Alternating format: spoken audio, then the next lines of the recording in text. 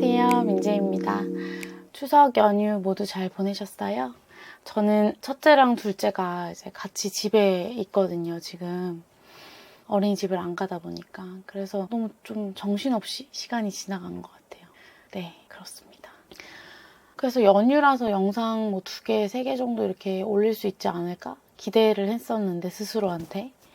그건 아니었어요.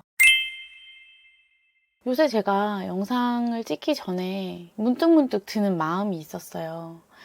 그 불안이 높거나 좀 걱정이 많은 사람들은 제 심정에 공감을 좀 많이 해주실 것 같은데요. 내가 뭐라고 이 영상을 찍지? 내가 이걸 할 자격이 있는 사람인가? 내가 충분히 이걸 하는 게 가능한 사람일까? 그러니까 자기 회의적인 감정 같은 게 이제 올라오는 거죠. 여러분도 그런 적 있으세요? 뜻밖의 좋은 기회가 나한테 왔는데 이걸 내가 받아도 되나? 내가 이 좋은 곳에 가도 되나? 그리고 내가 강의를 할 기회가 만약에 주어졌다면 내가 누굴 가르칠 자격이 있는 사람일까? 하는 그런 하고 싶은 일임에도 스스로에게 자격이 있는지 회의감 섞인 질문을 하게 되는 그런 순간들 말이죠. 저는 제게 왜 이런 마음이 계속 이렇게 올라오는가를 좀 곰곰이 생각해 봤어요. 사색을 해봤더니 제 무의식 속에 자리 잡고 있는 핵심 신념이라는 것이 연결되어 있다는 걸 알게 된 거죠. 그냥 탁 터놓고 말했을 때 저의 핵심 신념은 무가치함이었어요. 나는 무가치한 사람이야. 나는 버려질지도 몰라. 그런 핵심 신념들이 있는데 그래서 영상을 찍으려고 할 때도 내가 이 영상을 올리고 나서 소외당하지는 않을까? 사람들이 날 외면하진 않을까? 이런 두려움이 이렇게 불안으로 막 이렇게 올라오는 거예요. 그래서 핵심 신념이 뭔지 궁금하실 분들이 있을 것 같아서 잠깐 이제 설명하고 넘어갈게요. 심리학에서 핵심 신념, 코어 빌리프라고도 하는데요. 이 코어 빌리프는 내가 나 자신이나 세상을 이렇게 바라보는 깊은 믿음이라고도 할 수 있습니다. 예를 들어서 제가 아까 가지고 있던 나는 무가치한 사람이야. 나는 사랑받을 수 없는 사람이야. 라든지 이런 핵심 신념이 있을 수 있는 거죠. 반대로 이제 이렇게 부정적인 핵심 신념만 있는 것은 아니고요. 긍정적인 핵심 신념도 있을 수는 있습니다. 나는 사랑받을 수 있어. 나는 가치로운 존재야. 라는 것과 같은 거예요. 그런데 제가 이제 오늘 말씀드리고 싶은 건 부정적인 핵심 신념에 대한 건데요. 제가 아까 가지고 있던 그런 나는 무가치한 사람이야 라는 핵심 신념을 가지고 있기 때문에 저는 그것과 따라서 핵심 감정이 이게 따라붙게 되는데요. 그럼 저는 소외감, 그리고 불안함 이런 것들이 확 올라오게 되는 경험을 하게 됩니다. 그래서 그 신념이 있으면 이렇게 자동적으로 이제 감정이 따라 올라오게 되는 거죠. 그 특정 감정을 우리가 핵심 감정이라고 한다. 나는 무가치하다라고 하는 신념이 있다면 수치심, 이런 무력감 이런 것들이 자주 따라올 수 있겠죠. 저는 소외감, 외로움, 수치심, 무력감 이런 것들을 부정적인 그 핵심 신념이 올라올 때마다 겪곤 합니다. 정리했을 때 핵심 신념이 생각의 뿌리라면 핵심 감정은 그 뿌리에서 계속 이렇게 올라오게 되는 감정의 흐름이라고도 볼 수 있죠.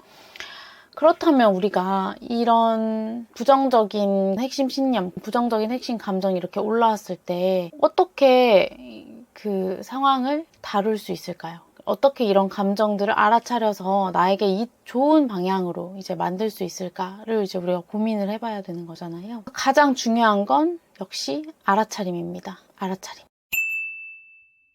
예를 들어서 저는 이렇게 스스로에게 말을 하곤 합니다. 나 지금 영상 올리는 거 회피하고 있네? 나 지금 이 영상 올리는 게 두려워. 불안해. 불안하구나. 나 되게 불안해하고 있다. 이렇게 스스로의 감정에 대해서 이제 알아봐 주는 거죠.